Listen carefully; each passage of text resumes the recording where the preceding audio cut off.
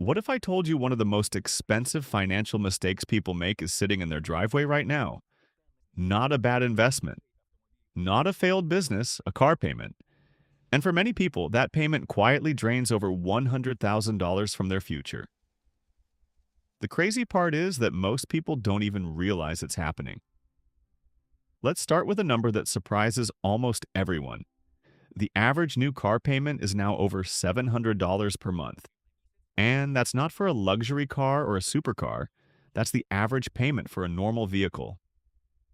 Trucks and SUVs are even more expensive. Many of those payments climb past $900 and sometimes even $1,200 every single month. Think about that for a second. If someone told you they spend $1,200 a month on coffee, you would probably think they lost their mind. But when it's a car, people just nod and say, well, transportation is important. Years ago, car loans were simple, 3 years, maybe 4. Today, it's very different. 6, 7, even 8-year loans have become normal. Some lenders have even started offering 10-year car loans. The trick behind this is simple. The longer the loan, the lower the monthly payment. That huge $1,500 payment suddenly becomes $900. It looks manageable, but there's something most buyers don't think about in that moment. Extending the loan doesn't just lower the payment, it dramatically increases the total cost of the car. Over time, that lower payment can actually add thousands of extra dollars to the final price. You end up paying far more just for the privilege of making smaller monthly payments. And there's another problem. Cars lose value quickly, especially in the first few years. By the middle of a long loan, many drivers end up owing more money on the car than the car is actually worth. This situation is called negative equity.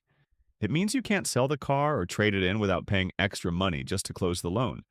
But long loans are only part of the story. Another major factor is the famous 0% financing deals you see advertised everywhere. They sound incredible. Free money to buy a new car. But the reality is a little different. In most cases, the cost of that financing is already built into the price of the vehicle. You might get 0% interest, but you usually give up the discounts that other buyers receive. And the people who qualify for those deals are often the same people who could afford to pay cash for the car anyway.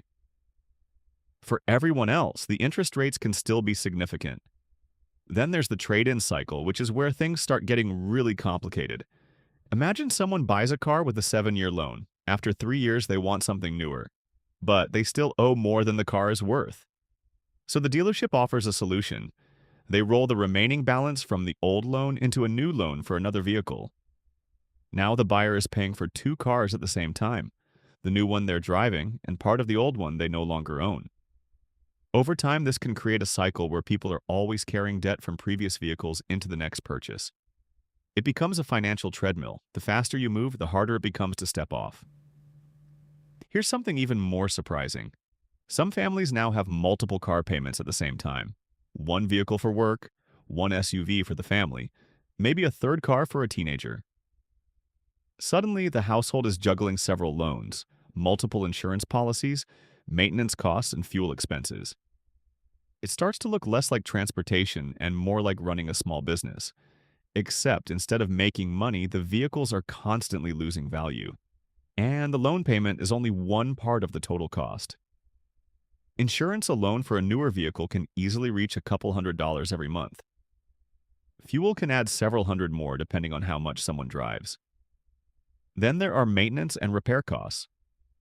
Modern vehicles are complex machines filled with technology and expensive components. When something breaks, repairs can be surprisingly expensive. Over several years, these costs add up quickly. When you combine loan payments, insurance, fuel, and maintenance, many drivers end up spending well over $100,000 on transportation over the life of a single vehicle. And after all of that, the car might only be worth a fraction of what was originally paid for it. Here's where the math becomes really interesting. Imagine someone taking that same monthly payment and investing it instead. Even a simple long-term investment growing at a reasonable rate could build tens of thousands of dollars over several years. In other words, the same money that often disappears into car expenses could instead be building wealth. So what's the smarter approach? First, focus on the total cost of a vehicle, not just the monthly payment. Monthly numbers can make almost anything look affordable. Second, Be cautious with very long loan terms. If a car only becomes affordable when the loan stretches far into the future, it might simply be too expensive. And third, remember that transportation and status are two very different things. A vehicle should primarily help you move from place to place efficiently, not define your identity. Because the truth is simple, the fastest way to look rich is buying expensive cars. The fastest way to actually build wealth is often driving something simpler while investing the difference. So when you look at the big picture, extreme car payments usually come from a combination of long loans, financing tricks, and constant trade-ins that keep people locked into the cycle. And the result is that many people spend enormous amounts of money on something that loses value every single year. So now I'm curious, what do you think is a reasonable car payment?